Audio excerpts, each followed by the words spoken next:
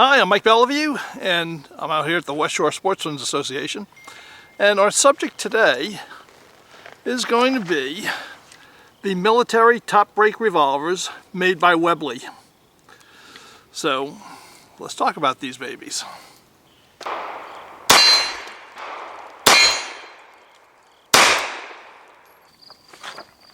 So as you can probably tell by my accent, I am not from the United Kingdom. And I know some of the UK viewers might think it's kind of presumptuous of me to lecture on UK firearms. But let me just tell you, I have been a lover of British shooting irons for a long time. One of my main lusts is for double guns. Whether a shotgun or a double rifle, I'd like to have both. I absolutely love them. One of my fondest memories is shooting a .416 Rigby bolt action at a Cape Buffalo target. I put a whole magazine through it, and I'll tell you what, I love that gun, but it was a $25,000 bolt action rifle, and I'm not a $25,000 bolt action rifle kind of guy. But even though British long guns are out of my reach, handguns aren't. And I've been interested in British handguns for quite a while. Now, when I was 14 years old, I saw the movie Zulu on TV.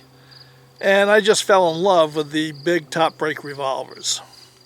Of course, at the time, I had no idea that those Mark VIs used by Stanley Baker and Michael Caine in the movie weren't even invented until 40 years or so after the period the movie was set in. Quite a shame, actually, but gave me my first exposure. Now, just as an aside, at the real Battle of Rorke's Drift, Lieutenant John Chard, who was Stanley Baker's character, actually carried a Webley Royal Irish Constabulary revolver. And Lieutenant Gonville Bromhead, who is portrayed by Michael Caine, actually carried an Enfield Mark III revolver. If the movies had gotten it right, my interests in revolvers might be quite different today. All right, my apologies. I've got to make a correction here. Lieutenant Bromhead was not carrying an Enfield Mark III revolver because there's no such thing, which I did not know at the time. My source for this was an internet site on the Zulu War. And as it turned out, I was just wrong, because when I went to research Enfield revolvers afterwards, I realized they never made a Mark III. In fact, the Mark II was made after the period of Rorke's Drift, so it had to be a Webley, an Enfield Mark I. So I apologize for getting that wrong. But luckily for me, they used Webley Mark VIs, and I fell in love with those big top breaks. But of course, the Webley Mark VI that they showed was almost the end of the line for the evolution of top break Webleys. So let's go back to the beginning and see how they started. In 1834, Philip Webley took over his father's gun building business, which he was mostly making components. But Philip started making sporting rifles and sporting shotguns mostly for the country trade. It wasn't for another 20 years or so before they started making revolvers. Now, if you saw my earlier video, which I'll put a link down below, on the guns of the Irish Constabulary, you know that Webley's first revolvers were not top break. They were solid framed revolvers that loaded through a loading gate. And the most common examples are the Webley Royal Irish Constabulary revolvers and the British Bulldog revolvers. So that's what came first. It wasn't until 1887 that Webley made their first top break revolver, which is generally called the Mark I. And it was adopted by the military and became the official British sidearm. The initial order for 10,000 Webley Mark Is was placed on 18 July 1887. It was placed by the Director of Army Contracts. However, the guns were not destined to go to the Army. that first 10,000 was actually ordered by the Army for the British Navy. Now, even though they debuted the gun in 1887, it took them 2 years to get into full production. When they did, the Army doubled their contract from 10,000 to 20,000 revolvers. Of those, 16,000 were allocated to the Navy, and 4,000 of them went to the British Army. Eventually, a total of 35,000 Webley Mark I revolvers would be delivered to British forces. Now, the Webley Mark I differed from the earlier Webleys in a couple of important ways. One, it was not a solid frame, it was a hinged frame top break revolver, which meant it had simultaneous ejection. So, when we say that the Webley is a top break revolver, what do we mean? Well, we mean that there's a latch and a hinge, and the gun opens from the top and simultaneously ejects all the cartridges.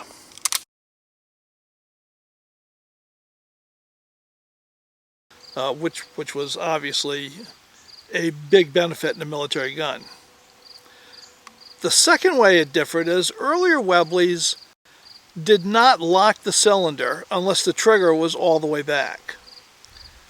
And that can be a problem if you only fire part of the cylinder or you only load part of the cylinder, because the rounds that are unfired are heavier and those chambers tend to rotate to the bottom of the gun. So when you pull out the gun and shoot it, you have 2 clicks before you got a bang. And that's not what you want when you're having a gunfight. So the Webley Mark I made use of 2 locking bolts. One of which was a full-time locking bolt. So unless the hand was turning the cylinder, it was locked up all the time. And the second one was a trigger locking bolt, as the other Webleys had. So it had 2 lockups. The Mark I also solved the problem caused by black powder fouling. It was set up with a gas deflector system that really kept the gun firing even under heavy usage. It was called a frictionless bearing system. The Mark I had a 4-inch barrel, bird's head grips, so it was quick handling and it felt intuitive in the hand. Of course, the bird's head grips did tend to roll up under recoil, and that was a problem that wouldn't be addressed for quite a while. Another neat feature on the Mark I, so it would be on every other Webley top break, was a set of triangular wings on the frame in front of the cylinder. And their purpose was to help guide the revolver into the holster so it wouldn't snag with the edge of the holster catching the edge of the cylinder. The Webley Mark I was an incredibly robust pistol. I mean, it was way over-engineered. It was excellent for heavy military use. But that doesn't mean there wasn't room for improvement. And in 1894, the British government asked for some changes, and the Webley Mark II was born from that collaboration. The changes were fairly minor. The standing breech and recoil shield was integral to the Mark I's frame. But on the Mark II, those pieces were dovetailed in, so they could be replaced if they became worn. The lump at the top of the bird's head grip, called the pawl, which helped to keep it from rolling in the hand, and was not really a bad feature, that was eliminated, giving a smoother bird's head grip. The trigger guard was made sturdier, it was narrowed at both ends of its base, and they put a wider spur on the hammer. And one thing I've got to say about Webleys is when you use them, they feel like they want to be used in single action. They have hammer spurs that are very easy to hit in single action mode. And since they're fairly heavily sprung, they have fairly stiff trigger pulls. Single action is a great way to fire these things.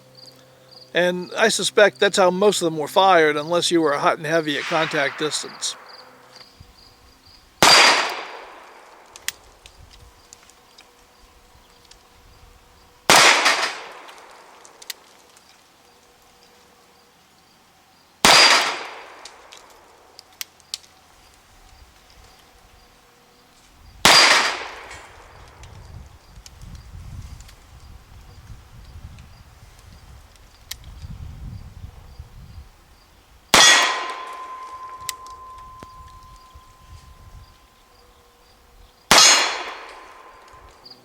Now, Webley made a few more changes in 1897, which resulted in the Webley Mark III.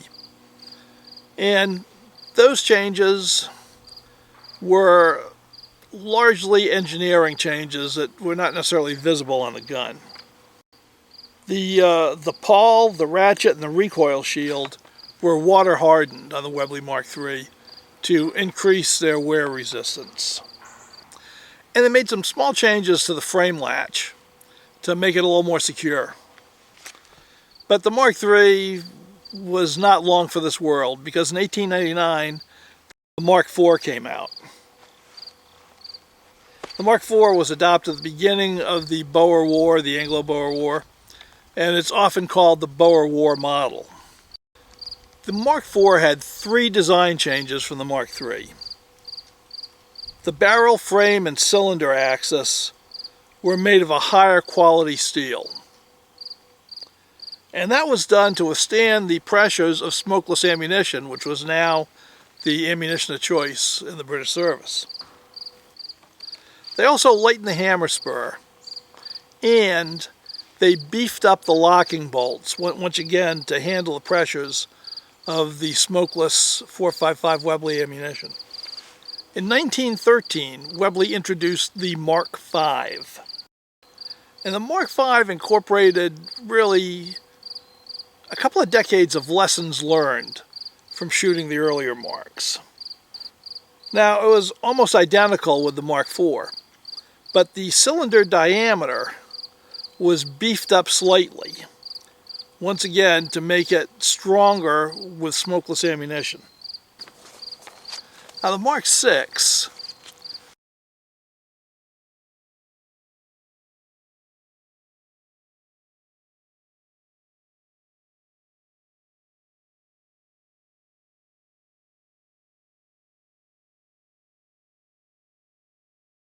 is the one that certainly I'm the most familiar with. I've got 2 Mark VIs. The Mark VI was like its predecessor, a .455 Webley chambered gun. But here in America, we find a lot of them chambered for .45 ACP, because after World War I, they shaved the cylinders down so that you could use .45 ACP in moon clips in them. And I'm going to tell you right now, that is not a good practice, because .45 ACP develops almost twice the chamber pressure that .455 Webley develops. And the guns can fail catastrophically. That's not to say everyone will. In fact, a lot of them don't. But some of them will. And I've seen examples where they have. It's not something you want to be on the other end of. Because of that, I reload .45 auto rim and .45 auto to Webley pressure standards. And I have a couple of videos on how to do that, which I'll try to remember to link them down below. So if you want to load, to the lower, like 13,000 PSI standard of the Webley, you can get ammo that's safe to shoot, and it's quite accurate to shoot as well. So, it's a win-win. But you won't be stressing the gun with .45 auto.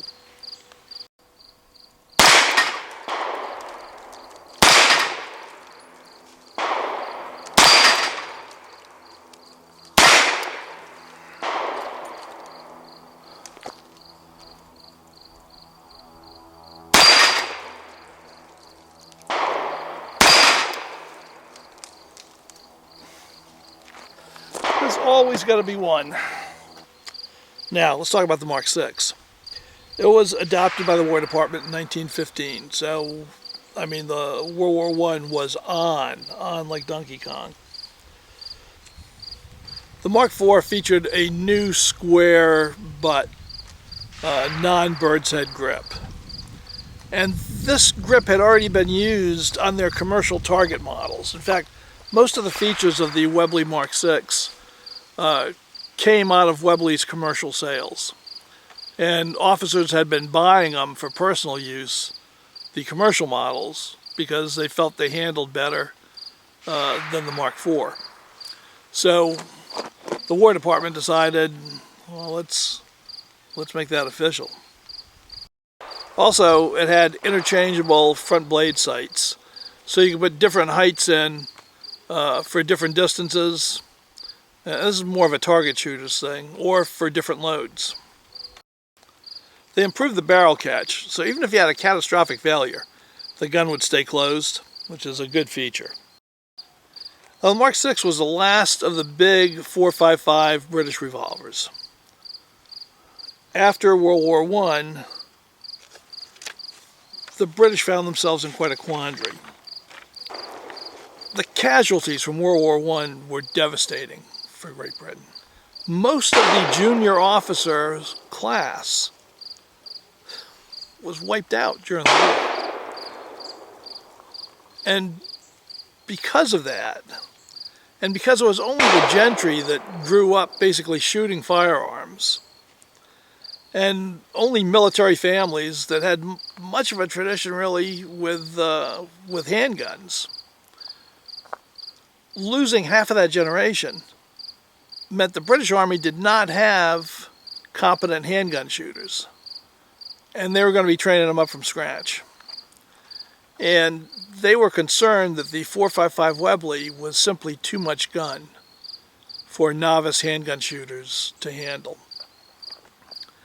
So they wanted to develop a smaller gun with a smaller cartridge that would be effective as a combat weapon, but easier to handle and easier to shoot for new recruits and for new officer trainees.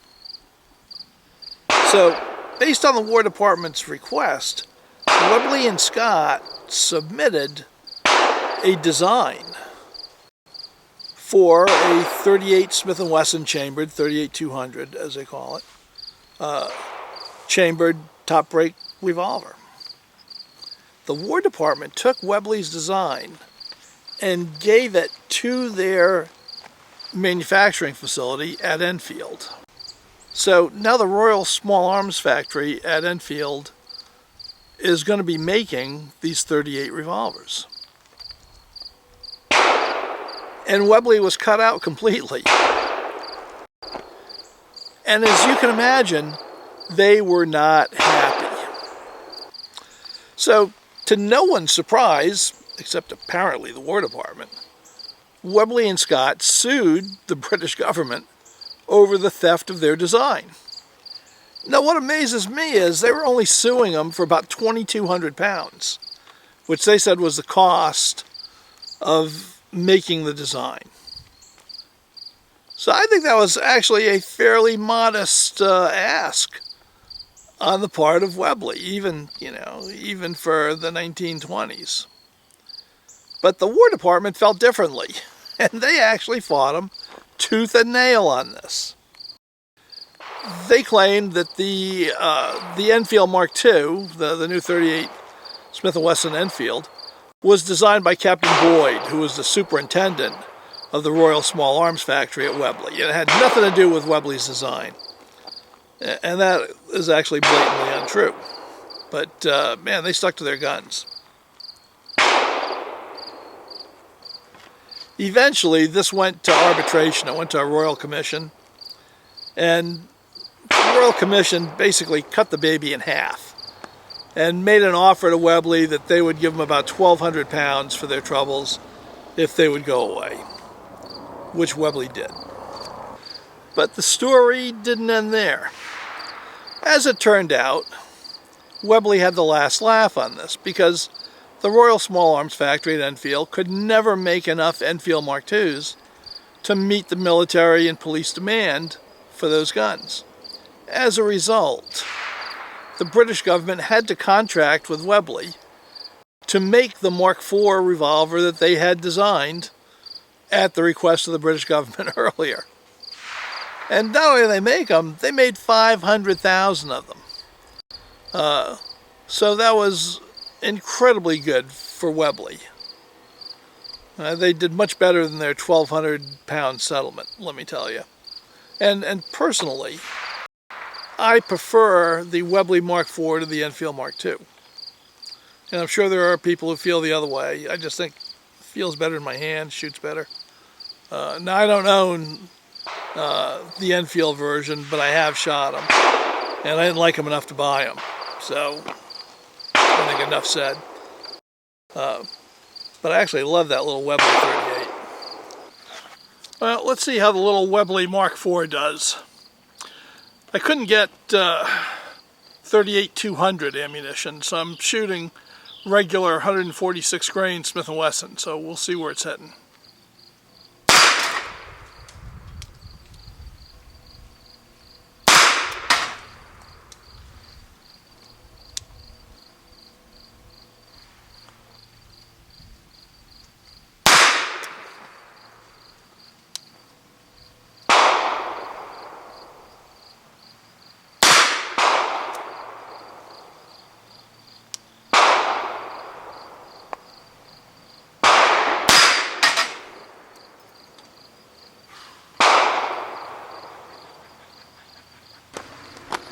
Seem to be having my troubles hitting that center target.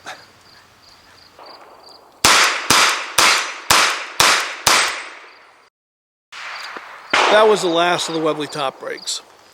And even though it was replaced in the early 1950s by the Browning High Power as a military gun for the British Army, it continued and continues to this day to be used on a lot of Commonwealth police and security forces across the British Commonwealth. So the Mark IV and the Mark VI have had incredibly long service lives. A lot of them were made. They're pretty easy to find. And I think they shoot like a dream. I mean, the Mark VI is a 45, but it's not real heavy recoiling. It's not super powerful. But you can see from the way it hits those plates, it hits with authority. You would not want to be on the smacking end of that. The 38-200 was never a great cartridge. Not super accurate. It tends to keyhole. And actually it has more recoil than you like from those little 38s because you're pushing that big 200 grain bullet out.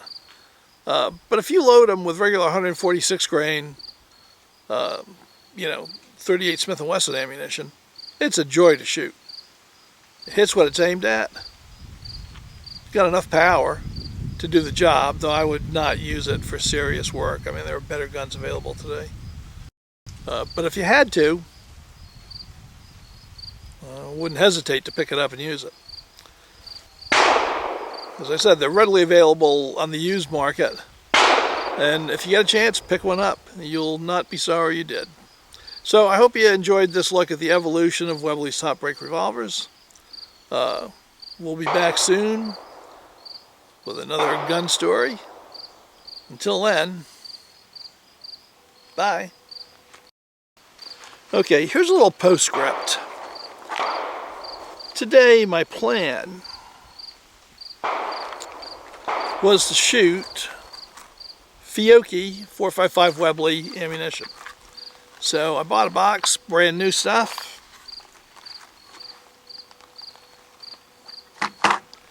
And it was a disaster. In the first 2 cylinders full, I had 2 squibs.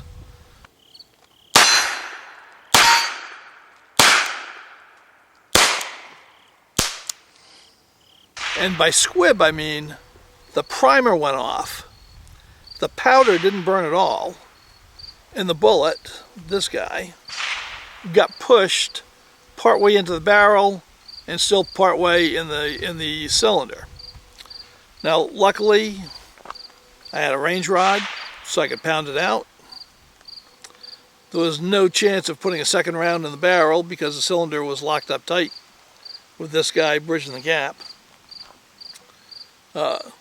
So that happened on the first cylinder full. I loaded up again.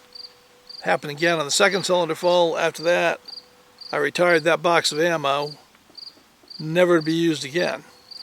And luckily, I had the foresight to bring some of my personal hand-loaded 455 Webley ammo, loaded using .45 auto rim brass, which I load to Webley pressures, and that's what you saw me shooting for the most part here. So I don't want to badmouth Fiocchi, but that was not good. Now, on the plus side for Fiocchi, I also was using Fiocchi's 38 Smith & Wesson, Fiocchi Heritage, and it performed great.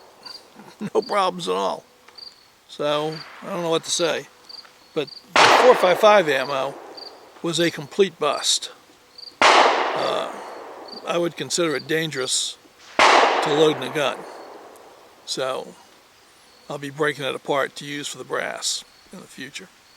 Anyway, that's it. A little postscript just so you know. See you later. Bye.